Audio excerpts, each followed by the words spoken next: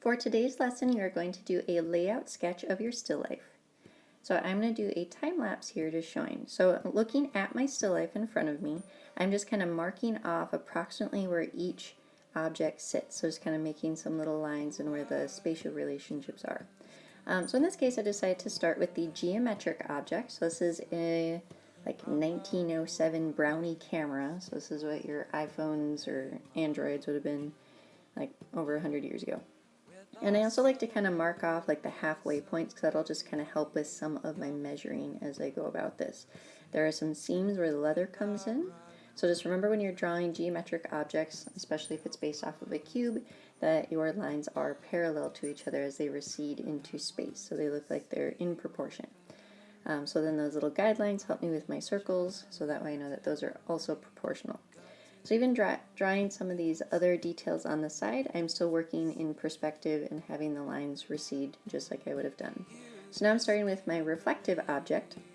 So this is a little ceramic cactus that I got as a gift for kind of a white elephant gift a couple years ago. And I'm just kind of looking at the relationship between the things I drew on my first object and marking where some of the features of this little cactus fall. So kind of lining up the circle here.